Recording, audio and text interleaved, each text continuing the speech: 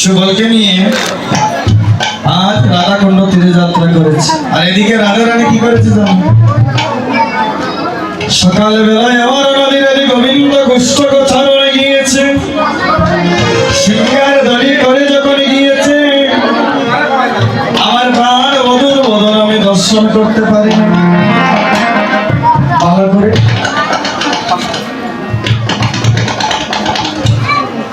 ভালো করে আমার প্রাণ বধুর বদন আমি দর্শন করতে পারি নাই।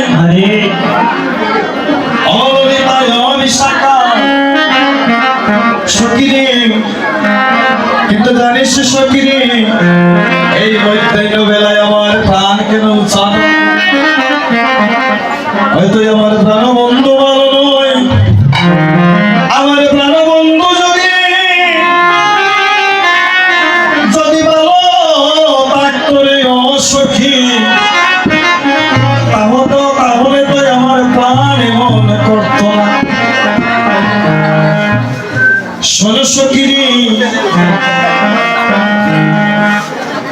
ললিতাকে ডেকে ডেকে বলছো, ললিতা এখন আমি কি করবো বল না সখী? এক একটা লীলার মধ্যে এক একজন সখী প্রধান। যেমন পূর্বরাগ লীলার মধ্যে হলো বিশাখা সখী, অবিশাল পর্যায়ে হলো ললিতা সখী, সুবল মিলনে হলো বৃন্দা সখী, সূর্য পূজায় বৃন্দা তুলসী সখী। এক একটা লীলার মধ্যে এক একজন সখী প্রধান। বলছে সখী কি করা যায়? বলছে কাজ কর, তুই বৃন্দাকে ডাক, বৃন্দাকে ডাক দিলে বৃন্দা বলে দিতে পারবে কিভাবে প্রাণ গোবিন্দের সাথে দেখা করা যায়। বৃন্দাকে ডাক দিয়ে বলছে, তুলসী ও তুলসী। এই তুলসী বলতে মাইকে হইলেই ওই যে আমরা ঠাকুরের সম্মুখে যে তুলসী থাকে, এই তুলসীকে তো এই তুলসী না, একটু বোঝার ব্যাপার। এই তুলসীওয়ালা অষ্টসখীর মধ্যে 8 জন সখী হলো প্রধান, আরো 8 জন হলো মঞ্জুরি সখী। টোটাল সর্বমোট হলো 64 জন সখী আছে রাধারানী। কীর্তন আমরা সবাই শুনি, কীর্তন সবার জানাও মুখস্থ। এই বিষয়গুলো জিজ্ঞেস করলো অমুক কীর্তনীয় অভিষেকে, তার অভিশ্বাস আপনাদের আশীর্বাদে আনুমানিক 15 বছর হবে এই জগতে আমার। আমি যখন 10 মিনিট সময় পাই গ্রন্থ অধ্যয়ন করি। আমার সারাটা জন্ম হলো শুধু শিকার আগ্রহ। কথা বলে কীর্তনের 8 থেকে 10টা বই আমার বই আছে, একটার পর একটা দিবাগত রাত শুধু পড়তেই আছে। এই ধরনের অভিশ্বাস যে বস্তুটা মাথায় ঢুকে কীর্তনিয়া অভিশ্বাস জানি বলা হয়। কীর্তনে অভিসারের পথ বিচার করলে 2টা পদ হয়। এই রূপলীলা আজ পর্যন্ত শুনেছেন। রূপের প্রথম বদল ধামিনী দামোদ মনোরঞ্জিত দর্শনে দূরে গেও দলপকিতা মধুকর রঞ্জিত মারতি মণ্ডিত চিত্তগজিত গঞ্জিত কেশ। কোন কীর্তনিয়ার মুখে শুনেছেন সিলেটের মধ্যে? রাধে রাধে। এই পথগুলা শিক্ষক আর কাছে যারা প্রবীণ কীর্তনিয়া ছিলেন চলে গিয়েছে, আর এখন অমুক তমুক কীর্তনিয়া শেষ হয়, সিরিয়ালেরও শেষ হয়, অভিষেক গাইতে গাইতে শেষ। যাই আমি যতটুকু জানা সঠিকভাবে পরিবেশনের চিন্তা করি, যাতে আমি কাউকে অপরাধী না করি, আমি অপরাধী না হই। ভুল তো সবারই হয়, ভুলের রূপে মানুষ হয়। সঠিক জিনিসগুলো প্রয়োজন। অভিষেক এমন একটা মাধুর্য মণ্ডিত লীলা আর রাস। উজ্জ্বল তাত্ত্বিক জগতের মানুষ না হলে, তাত্ত্বিক জগতের শ্রোতা না হলে শুনতে পারবেন না, গজল জগতের কীর্তনী না হলে প্রয়োগ করতে পারবেন না, পরিবেশন করতে পারবেন না। আজ বৃন্দাকে ডেকে ডেকে বলছো, বৃন্দে শনি বৃন্দে আমি বড় স্বাদ করে এক গাছি ফুলের মালা, সুন্দর করে এক গাছি ফুলের মালা গেঁথেছি। তুই জানা এই রাধা কুণ্ডের তীরে আমার প্রাণ বধূ আছে। সকাল বেলা তপ্ত বালকার উপর দিয়ে আমার প্রাণ বধূ পুষ্প গোচরণে গমন করেছে, কিন্তু আমি ভালো করে তার চাঁদ বদন দর্শন করতে পারি নাই। এই দুপুর বেলা মধ্যাহ্ন বেলায় আমার প্রাণ বধূ হইতো বাদনে, এই কারণে আমার প্রাণ এত উচ্চাটন করছে। আমার প্রাণ গোবিন্দ হইতো আমার প্রাণ গোবিন্দ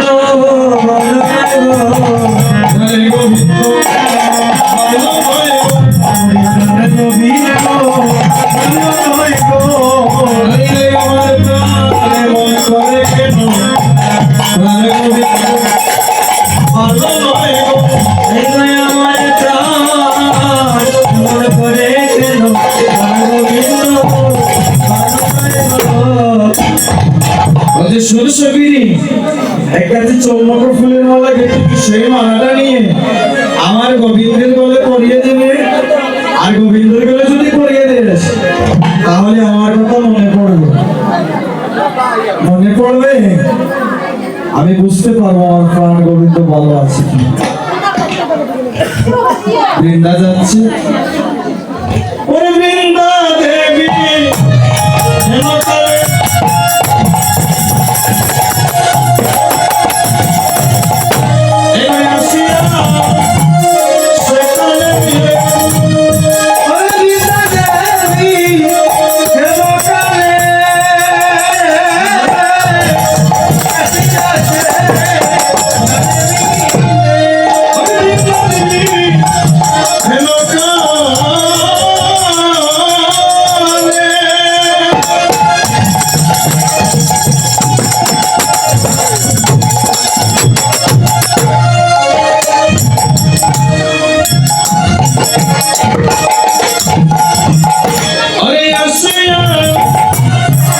কানে মিলে ওরে মিলে দেবী হেন কালে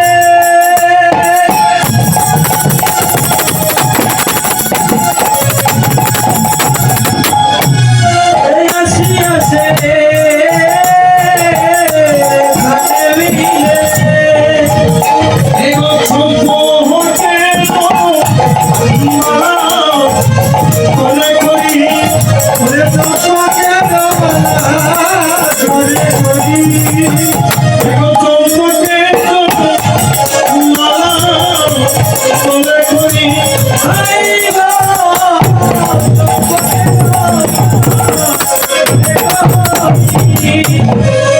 সম্পর্কের মালা নিয়ে বৃন্দাবনে যাচ্ছে গিয়ে দেখছে রাধাকুণ্ড তীরে শুভ আর প্রাণ গোবিন্দ বসে মনে মনে ভাবছে আমি যদি কৃষ্ণের গলে মালা দেই তাহলে ভক্তের অপমান হয়ে যাবে, আর যদি শুভরের গলে মালা দেই ভগবানের অপমান হয়ে যাবে, আমি কি করবো? রাধারানী তো বলছে মালাটা প্রাণ গোবিন্দের গলে দেওয়ার জন্য, তাই বুদ্ধি বাড়ি করলো যে ভক্তের অপমান তো ভগবান কখনো চায় না। শুভ তো হলো ভক্ত মরমের সখা। এই যে সখা, সখা হলো তিন প্রকার: প্রিয় সখা, প্রিয় নম্র সখা এবং প্রিয় মরমের সখা। মরমের সখা হলো তিনজন, একজন হলো সুবল আর একজন হলো মধুমণ্ডল। এই দুইজন হলো মরমের সখা। এই দুইজন ব্যতীত প্রাণ গোবিন্দ মনের মরম কথা বলতে হবে। আর মালা যখন সুবলের বলে দিচ্ছে, ওরে বাবা সুবলের সমর্পিত আরে দেব কৃষ্ণ বলে দিল ওরে হারে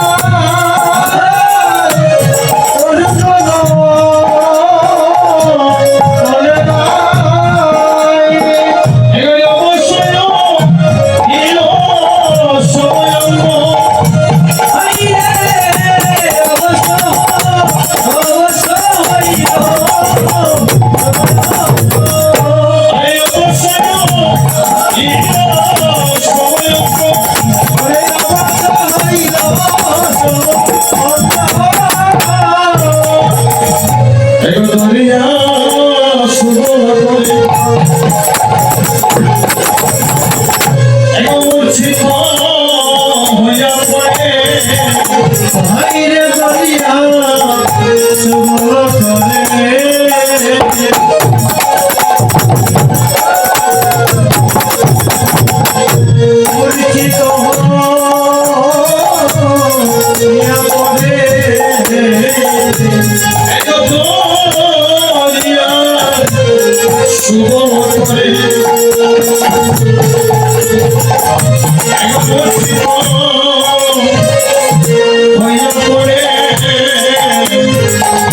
ধরিয়া সুমন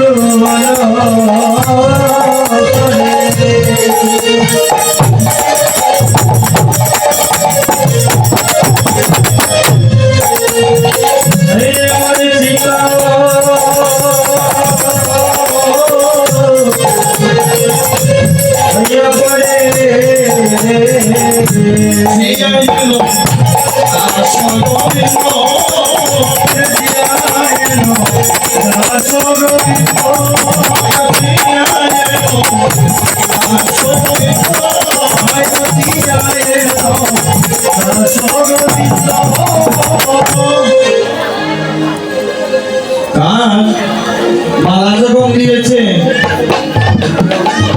কৃষ্ণ মূর্ছিত হয়ে পড়ে গিয়েছে। যখন মূর্ছিত হয়ে পড়ে গিয়েছে সুবল বলছে, রে ভাই ভাই কি হয়েছে তোর? তুই মূর্ছিত হয়ে পড়ে গেলি, কথা বলিস না কেন? ও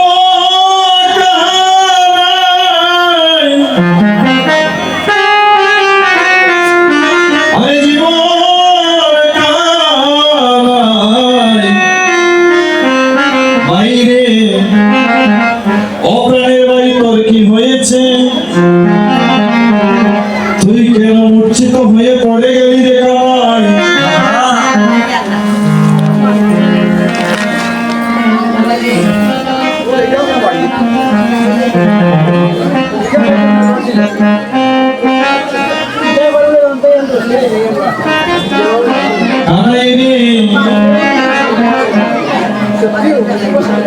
যখন এই সেদিন কালীর বিসর্জন আমরা পালন করেছিলাম, সেই দিন তুমি আমরা প্রাণ দান দিয়েছিলে রে কানাই। ও কানাই, আজ তুই মূর্ছিত হয়ে পড়ে আছিস। তুই যদি মরে দাসের ব্রজের ভাই কানাই, তাহলে আমরা ভাই বলে কাকে রাখবো? ও কানাই, বলো তোর কি হয়েছে? ভগবানকে ঈশ্বরের কাছে যাচ্ছিল। আমাদের শিখে নাও এই কলির জীব, তুমি তোমার ছোট ভাইকে কিভাবে স্নেহ করবে, আর ছোট ভাই বড় ভাইকে কিভাবে শ্রদ্ধা করবে। এই জগতে ভাই বলো, বন্ধু বলো, আত্মীয় বলো, স্বজন বলো, যত তোমার আপন থাকে না কেন, বিপদের সময় আপন ভাই ছাড়াই আর কেউ আসে। ভাই তোমার যতই দুশ্মন থাকে না কেন, একজনে তাকে আর আপনার ভাই আসবে, কারণ এক রক্তের গড়া। অবাই রে হরে বাবা সংসারে আমার ভাই মরিলে ভাই পাবে না, সারা জনম কান্দিবে। ভাই রে বাবা সংসারে ভাই রে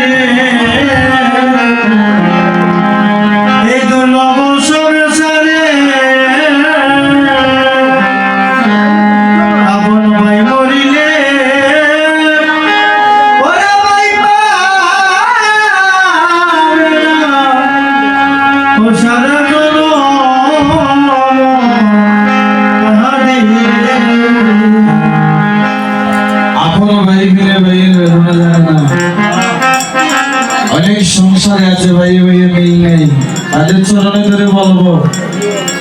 টাকা নিয়ে সমস্যা থাকতে পারে, ধন সম্পদ নিয়ে থাকতে পারে, কিন্তু ভাইয়ের সাথে বিভেদ করো না। টাকা পয়সা ধন সম্পদ কিছুই সঙ্গে যাবে না, সঙ্গে শুধু ওই নাম যাবে, আর কিছুই সঙ্গে যাবে না। সেদিন নাম যাবে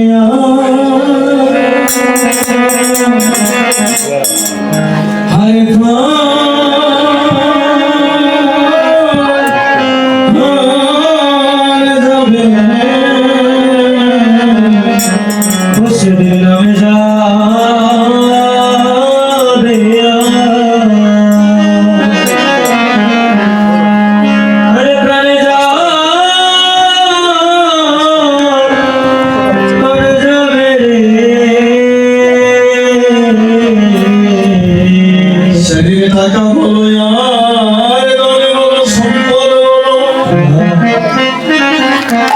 রূপ যৌবন অহংকার কিছুই সঙ্গে যাবে না,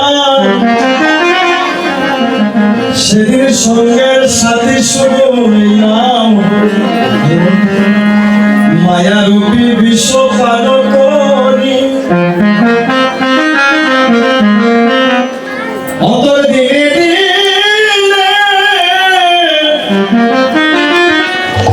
সাদের আয়ু ক্ষয়, একদিনও বোঝে না সেই ভরি।